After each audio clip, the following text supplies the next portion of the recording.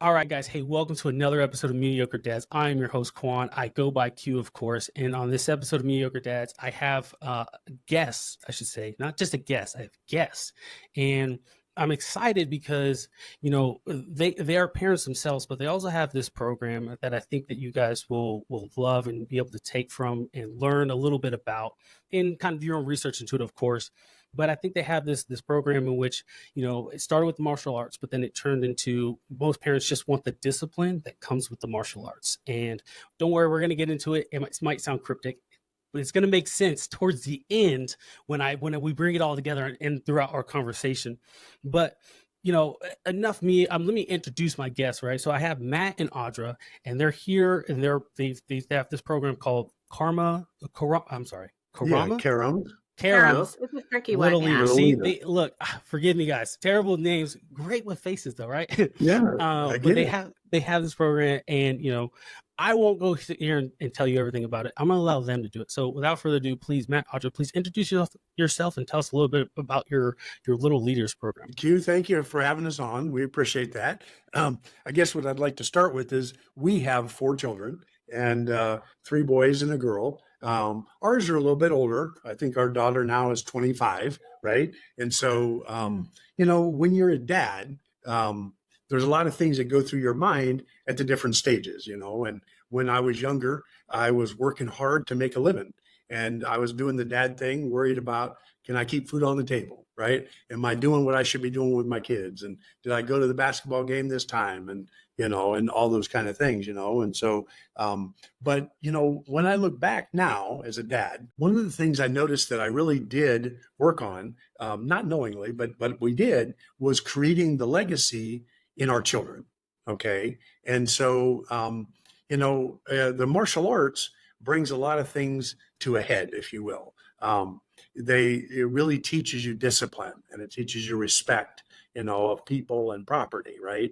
It teaches you teamwork and many of those things that we want for our children that help elevate them in their later years in life to be successful and maybe to have a family of their own potentially at one time. And so, what we'd like to do is share with you guys, our parents in our martial arts school wanted that black belt behavior at home, but without kicking and punching. And so, when COVID hit, we pivoted. We took the things that I would say in front of class as an instructor, or my wife would say to the parents, and we took those messages and we tried to put it in a fun way that the kids would enjoy it. Okay. And so we had our students actually vote on characters. So in our little videos that teach the lessons, there's a zebra and there's a toucan and there's an alligator. And the fun guy that the kids like is this cranky cockroach. And he's a nemesis. Of course, he does stuff he's not supposed to do. He gets in trouble, And when I was being raised, my dad had a strong hand. You were going to do it his way, and now, there wasn't a whole lot of discussion about things, And so for us, we tried to take those character skills and put them in a duplicatable program.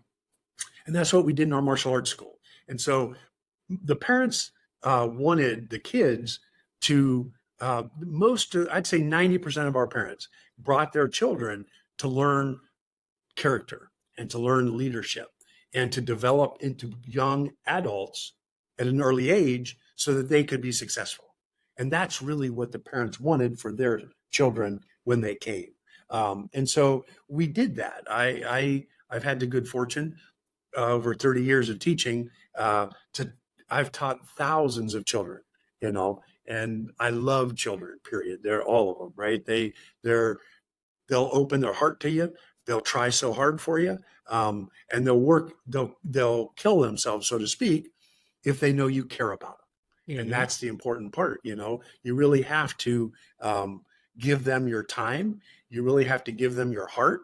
And when they know you care, they'll understand the rest, And so I can give you an example. We had a little guy. He was in 6th grade, and the middle school principal called me and said, Matt, both his parents are in jail. He's being raised by grandma, and if I don't straighten him out, he's already the biggest bully in the school. If I expel him, I'm worried he's going to end up at the DH. It's just not going to go good. Can you help him? And I told him, I said, thank you for calling. I don't know. Hmm. But yes, we'll try. And I have to tell you, it took me 2 weeks with him, Wow. and he, number one, had to get him to understand that I cared about him, and I wanted him to do well in life. The second thing that I did was I set some clear rules and boundaries for him, and I have to tell you, he didn't like that. He was used Most to kids just don't. running by the seat of his pants and getting to do what he wanted because grandma couldn't enforce it, if you know what I mean. Hmm. And so at that point, I did have to knock him down a couple times. I didn't hurt him, Yeah. but just to get him to pay attention, Yeah. and get him to realize that that I care about you, but you do have to do what you're supposed to do, And after 2 weeks, he became the poster child for the school. And That's so if awesome. yeah, if kids were acting up on the playground, he straightened them up. And if kids weren't acting right in the classroom or listening to the teacher, he'd get on them for the teacher, And so, but he was just a young boy that didn't have any parents, and he didn't think anybody cared about him. Hmm. And it breaks your heart when you hear about it, because everybody in this world has a right to feel cared about, you know, Yes. and I think that's so important. And as a dad, I want to be that leader, right? I want to be the one that steps forward and says, hey, we're going to have some ethics in this house. We're going to have some morals in this house. We're going to have some values in this house, and we're going to work on those together. Yeah. And so I'm very proud now of how my 4 children are as adults. They're kind people. They will help anybody. They're respectful of everybody. And to me, that's the measure I want for my child growing up, right? I want them to help everybody and encourage and be a light that shines from in front, not from behind, right? Yeah. So what we did is we took our curriculum and we have these what are called different monthly learning units. So the first month we work on courtesy and saying please and thank you and doing those basic things. When I was being raised, if I didn't tell my mom thank you or my dad please or those things, he let me know I was supposed to do that, Hmm. and I see now that some of the kids today don't do those things. Our program is in a developmentally delayed school in Ohio. And so one of the first grader teachers came to us and said, out of the 25 kids in my class, not one were ever taught to say please or thank you. Wow. We're seeing a big gap in traditional values of being lost, and it depends where you are in the States, obviously. But that's really exciting about our program is that we bring back those traditional values, and sometimes I think parents are overwhelmed and confused nowadays, and not sure what direction to go. And so, what about ours is it's so strong in those traditional values and in creating successful kids to be successful leaders someday. We're intentional about it. And being dad, I would always say, my job is to be your dad, not to be your friend. 100% agree. Right?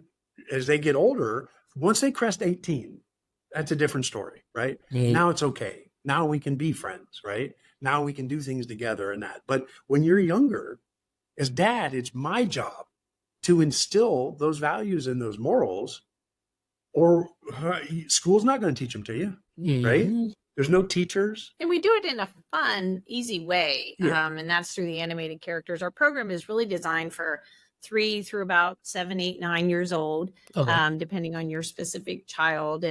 But it's fun. The videos are very engaging and they're short and it doesn't take much time. And that's the thing, so many parents want to be good parents. Yeah. Right. We all set out to be a good parent. Nobody says they want to be a mediocre parent. Right. Right. That's a point of your whole thing is to aspire. We can be determined to be more. And I think the way our program works is we just pull out critical life skills that are so helpful in helping these children kind of elevate themselves, and maybe things that parents haven't thought of, like, oh, that's a really important thing we need to teach them. And if you're not intentional about thinking about it, then it gets missed. And all of a sudden, the children, we've lost that time that we can spend to help them, and they're growing up and we're like, oh, shoot, we should have taught them. Like, I have a friend I walk with regularly, and she didn't institute any type of chores or responsibility in her home. And she's like, oh, they're spoiled rotten now, and we want our children to be successful and thrive. And that's really what we want to make sure we're offering and providing everybody, to just have that opportunity. If you want to, make your child be happy and successful and well adjusted, then we might have something that can help you. So I guess I would say, okay, there's three things that I'd like to share with dads, okay, that they may have not thought of, right? I know when I was younger, Audra's degree is in child life. So I was in martial arts. So it was a good marriage between the two skill sets to develop something, is a program that would work, okay? But so the first thing I want dads to understand or realize that I didn't know when I was a younger dad is that there is a limited learning window with children. And that, according to the study at Brown University, they studied 50,000 families, okay, over a 20-year period. And they realized that the habits that children have are rooted by the age of 9. Oh, wow. Right? Once That's you not hear it, a you're long like, time. My daughter's about almost 6. It's 3 more years I got to I make sure we're know. good. That's for real, right? That's for, yeah. That's what we generally hear. People are like, oh my gosh. And you think you can do it, but it's so much easier, right? That 0 to age 7, 8, 9 is when they're like a sponge. They want to learn. They want you to kind of help craft and mold and, not make them a mini me. We don't want that, but to help them, figure out the habits and the skill sets that can help them thrive later. So I guess the easiest way to equate that is, if you, as a parent, have a child that you want to be an Olympic gymnast, if you listen to people, like when I was a child, Mary Lou Retton was the best girl. Now it was Simone Biles, right? Yep. She was incredible, right? Phenomenal. But do you realize they start as a gymnast between the age of 3 and 4? Yes. And Yeah.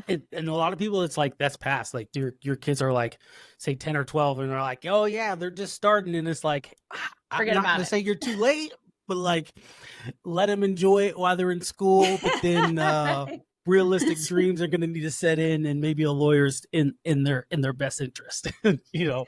Exactly. Well said. Yeah. So that's the first thing is, we know in other areas, like to be an Olympic gymnast, you got to start early, right? And if you don't, like you said, if 9 or 10, it's not going to happen. You're behind the right? wheel, right? You're too late. You're too behind the late, curve, And then the second thing that we've learned that I want to share with dads is, there's a gentleman, his name is Dr. James Comer, okay? And he is currently at the Yale Medical School as the assistant dean. He's been there 45 years, and he also runs the child psychology department at Yale University. Very intelligent man, right? And he said, I don't understand. I was an aspiring child. I had a lot of kids I went to school with that were the same. My parents were great. Those kids had great parents as well. But what happened after I got out of college? Some went this way, some went this way. And he's like, why? I couldn't figure it out. And he said, with all the education and training I had, it really never came to appear until I put some effort in it. And what he ended up saying was, he believes the whole difference was his parents were intentional about teaching his children in their family about character and leadership. And those other kids that were great kids and the other parents that were great parents didn't do it. And in his mind, that's the only difference, was the parents that took intentional effort to teach those skills at a young age so that they could mold themselves into who they wanted to become later in life. And those other parents didn't do it.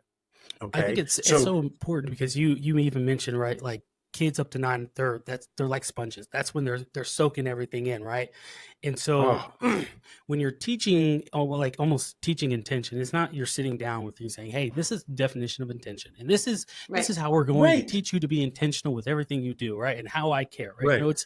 It's little things that I think that accumulate, and then turn into big thing, and then when it happens in their life, they're like, I don't know how or when, but I already know this. I've learned this. I know Yes. how. I know what I know what this. I know what right looks like. I know what respect looks like. I know what being loyal or having Honest. integrity looks like. But I was Good. never like no one sat me down and said this is what integrity is, and you must know and do all these things to be an integral to have a person considered of integrity. Right? I think See? it's through the small things that we teach and the intention part, kind of going to the intention part, that is where it comes from our parents. It's where your kid does Well something, said. and It we're does. not disciplining the kid because we're angry at the kid. We're disciplining because we want to correct the action. And when Yes. when you do it right, when discipline and done correctly, you're disciplining Yes. the act, you're correcting the action. They're also learning something. And when they learn Yeah. that, they're like, "Oh man, I didn't." It may not take effect right now when you're doing it, Yes. but then 5 to 10 years from now, they're like, "Oh, I know that I'm not supposed.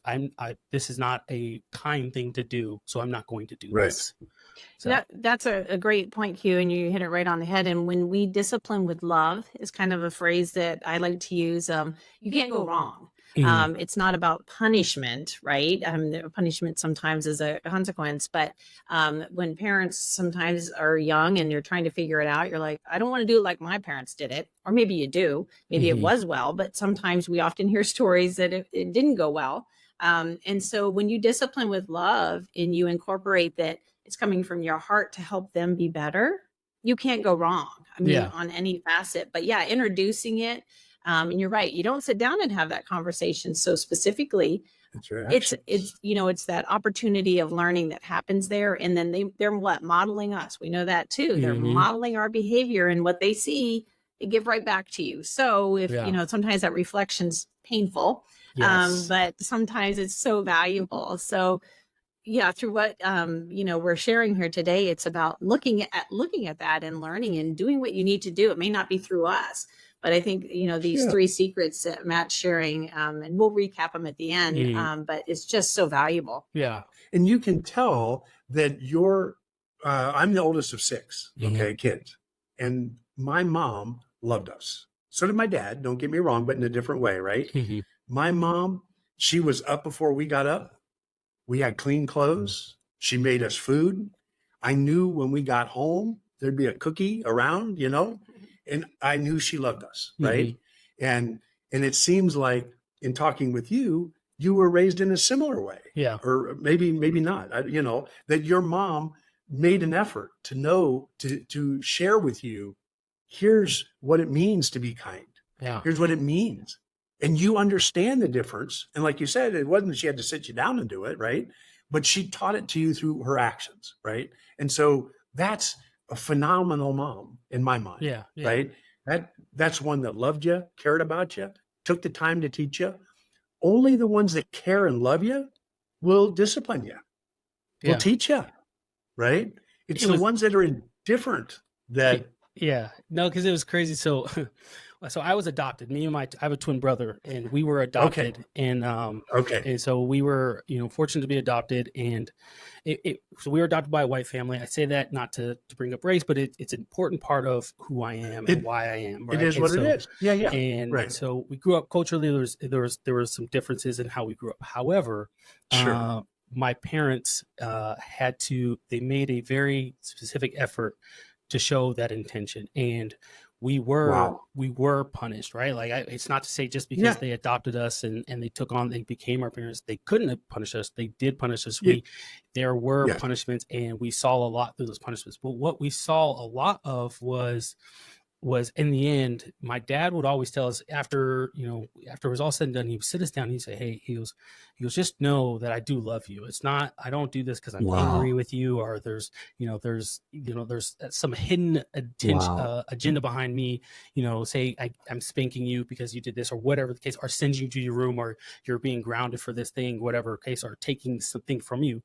It's not because I want to, to show you that I'm the boss, I'm superior to you. It's to show you that, hey, I built a foundation, and Yeah.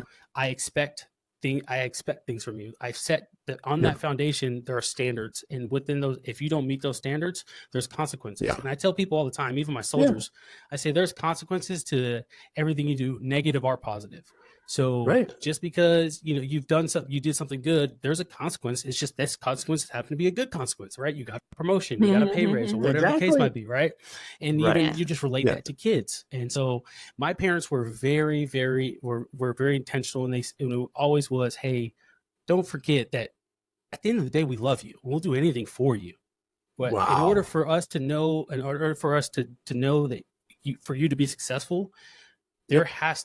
this is going to be rough. This time might be rough, because if you're not going to listen, well, then Yeah. we're going to have a rough time together, up until you're 18, Sure. 19 years old, because when you go out into the world, you're going to see that the world is not as loving and caring as we are in this home.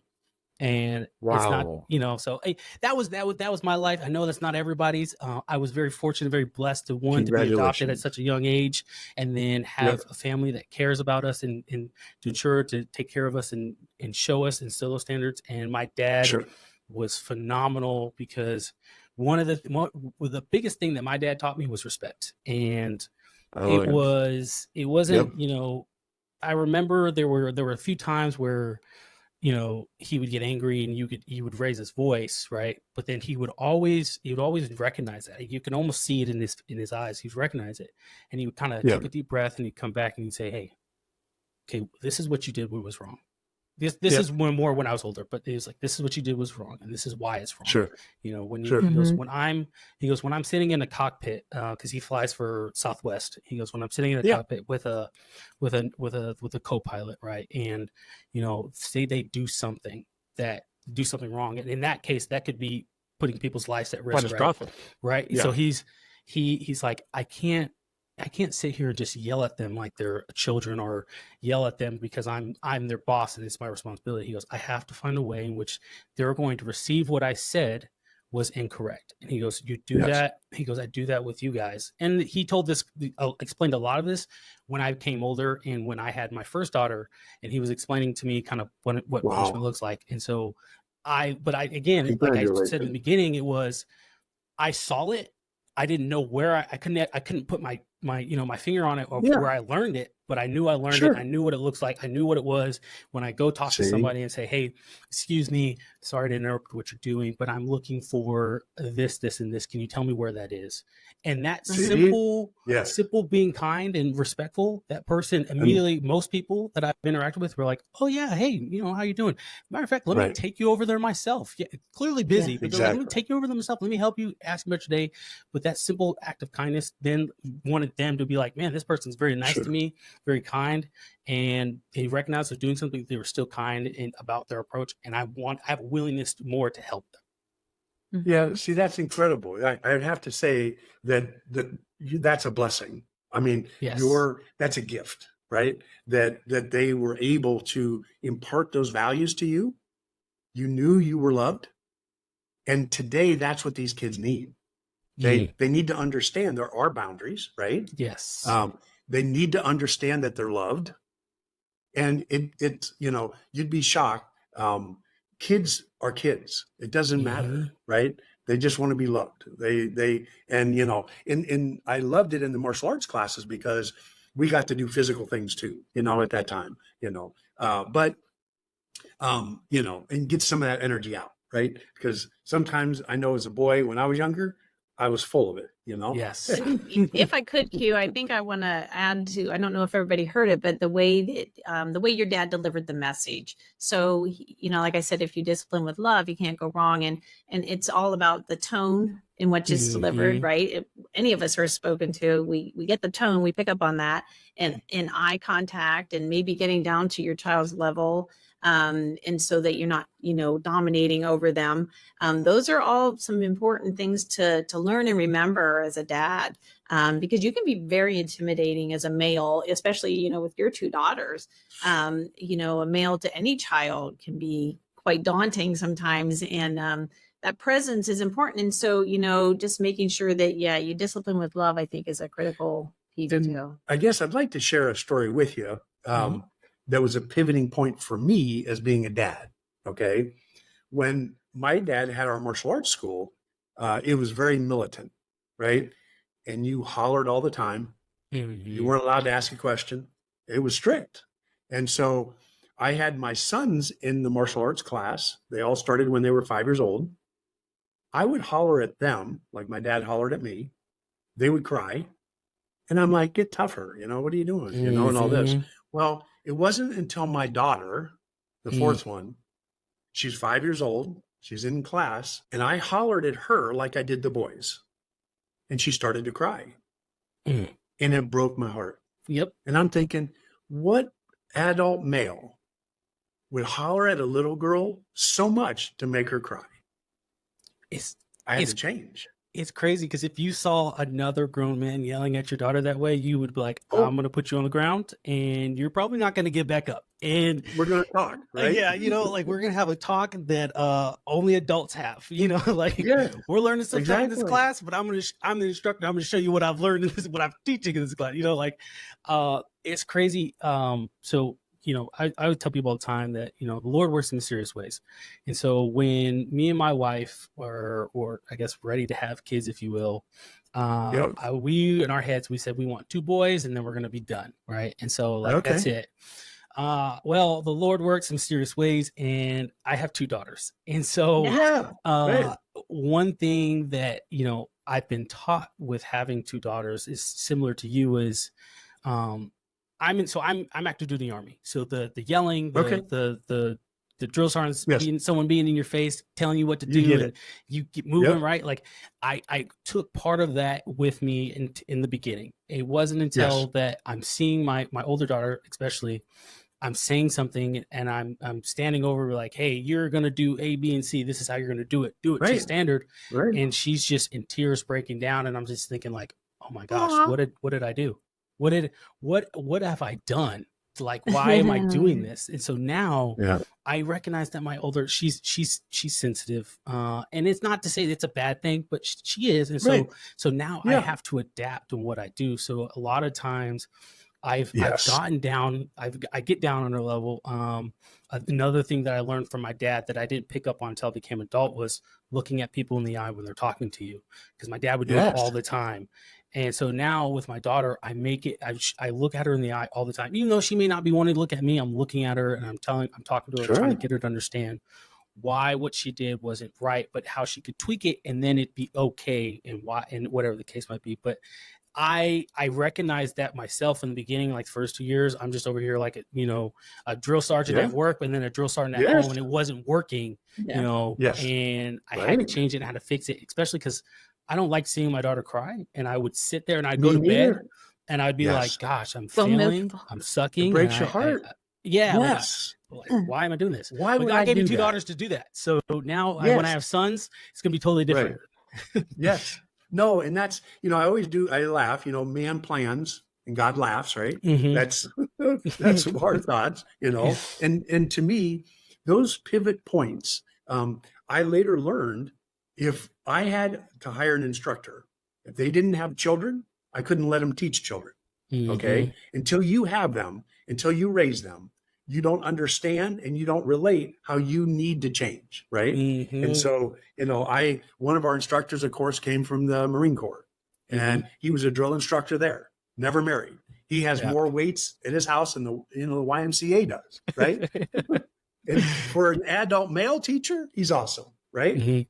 But for a 6-year-old girl, he is not the No. right guy. Right. No. Can't relate, can't understand, And and he's not a doesn't- dad. Yeah, and he doesn't have the, I wouldn't say interest, but he, like you have the desire, the interest now, because you're like, oh, that didn't work, and this is my baby, Yeah. right? Yeah. And you want to help them, and you never ever want to hurt them, and it's hard to figure out sometimes, I think, but reflection and making that shift, and sometimes the woman in your life can help you recognize that, like, that's not how we're going to do that here, and so Yes. My wife is well very done, good at Dad. reminding me, Can- hey, why are you doing that? Yeah. She goes, would you talk to me that way? And I'm like, Yeah. okay, all right, you're right. My bad." Good for you, though. Oh, dude, that's huge. That growth that you had there is impressive, So Yeah. congratulations on doing that, not only recognizing it, but trying to take a different approach. And that's, Thank you. I think as a dad, that's all our job is to find out what resonates with our children. How can we get them up that leadership mountain, right? And give them character. And because like my daughter now, I always tell her, I can't always be there. Yeah. You're at an age now where, I hope I taught you right, because, Yeah. I can't be there all the time. Yeah. And we've all made mistakes, and us as well. We don't like to Yeah. admit it, Yes. but we've all made mistakes in that parenting journey, and that leads into what Matt's going to share for our third kind of secret that we want your dads to know is, you make mistakes, but you can learn from people who have been there before you, and that's what we feel we can offer, because we're in our 50s now, and we've done this, and we see the errors in some of our ways, and how we parented was different than how we ran the martial arts school, because Right. they weren't your children, and so we learned from all of that, and teaching that leadership it's been amazing. And every child who went through our program, the parents were just so thankful, and they would come into our school and they're like, I want my kids to be like your kids, and because they were very polite and Respectful. and respectful, and Teamwork. and appreciative, and so at first I was like, thanks for saying that, how nice of you, but after a while I kept hearing it, and I'm like, I think there's something here, and so that helped blossom the program and have confidence in what we were doing, and knowing that it's right, and it's true, and it's good. And the positive. So I guess the third thing as a dad that I think is important to think about, or just pay attention to, that at the time I was doing it, but I didn't know I was doing it, if you will, is if you want to, let's say I said, Q, your goal this next year is to climb Mount Everest. Yeah. Okay. What would you have to do to be successful? Training. There would be a lot of training that would need to go into that. Also, mentally preparing for when things get hard. So yes, because things are going to get hard when you're climbing Mount Everest. So yeah. Yeah. And so the first thing you need is an experience guide. Mm-hmm. Right? Sorry, I went totally different route, but yes, experience guide. No, yes. No, you're spot on. It's like, I need to go find out who's done this before, so it's like you start preparing, you're like, I'm not going to get there. So then you would get there. I need the mental discipline, right? Yeah. I need a food regimen. I need a workout routine that I can follow. I need 6 months or a year to prepare, right? I mean, all those things go through our head on that kind of a goal, right? And that's the same here with children. If you want your child to become a leader, if you want them to have character, right? Do those kind of things, then find somebody that's done it for other people and can lead them up that hill without falling through those cracks, right? Yeah. And so that's the important part, is you want to find an experienced guide. If we were taking on Mount Everest, to be realistic, if you didn't have a good guide, your chance of succeeding is very low, right? Yes. I mean, that's, we, like when I talked about Mary Lou Retton, her coach was everything. Her coach got her to that platform. Her coach instilled all of that into her. And so without that, there's phenomenal kids with phenomenal talent that, because they don't have a good coach, they don't get there, right? Mm-hmm. They don't get that opportunity. And it's no fault of theirs. It's just they didn't have the right coach. And so for us, when we want to teach those values, that character and those leadership skills, we do it we do it on purpose. We do it intentionally, and we have experience at doing it. Okay. And so I'll give you just another concept. If we want our children to learn, in 1964, National Training Laboratories created what was called a retention pyramid. And they said, okay, if we teach our kids this way, they're going to learn the most and retain the most.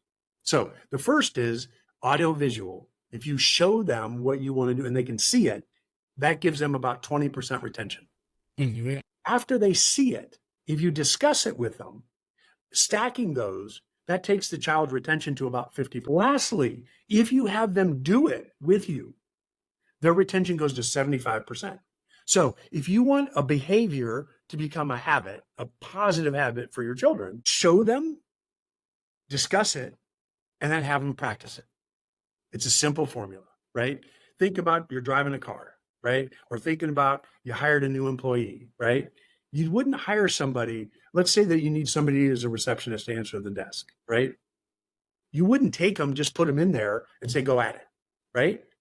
First, you'd have them mentor or shadow. Then you would teach them the script you want them to say. Then you would watch them do it.